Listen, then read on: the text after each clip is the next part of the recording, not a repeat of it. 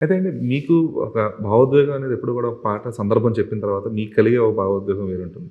ఎందుకంటే అది బుచ్చిబాబు గారు కావచ్చు, లేదంటే ఎవరైనా దర్శకుడు అవ్వచ్చు. ఆ భావోద్వేగాన్ని ఎప్పుడైతే ఒక సంగీత దర్శకుడు మీకు ఒక ట్యూన్ ఒకటి ఇస్తాడో, అందులో దాన్ని ఎంత సరళీకృతంగా ఇరిగించగలరు అనేదే ఒక మెయిన్ కోర్స్ మీకు అప్పుడు కూడా.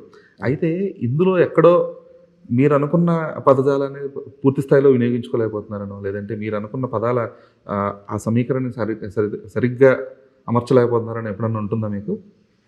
ఒక్కోసారి ఉంటుందండి. అంటే ట్యూన్స్‌లో ఎక్కువ ఎగనం, జగనం వచ్చినప్పుడు మనకు తెలుసు కదా! చిన్నప్పుడు గ్రామర్‌లో నేర్పుతారు, ఛందస్సులో నేర్పుతారు యమాత, రాజభానస.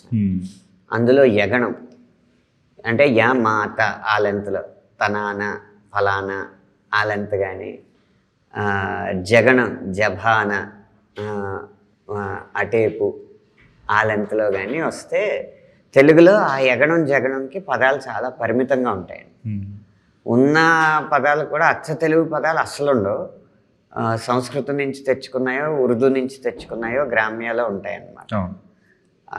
అలాంటి తత్కారం ఏంటంటే దర్శకులకేమో అది చాలా ఫాస్ట్‌గా ఉన్నట్టు అనిపిస్తుంది.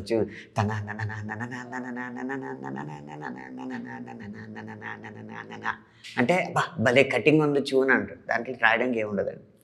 అలాగ ఇలాగ ఇలాగ ఎలాగ ఇలాగ అలాగ అలాగ ఇలాగ ఎలాగ ఇలాగ అలాగ ఇలాగ అంతే, ఇంకేముండదు. సో అవి వచ్చినప్పుడు దాంట్లో మళ్ళీ పెద్ద మ్యాటర్ చెప్పాలంటే అయ్యే పని కాదు.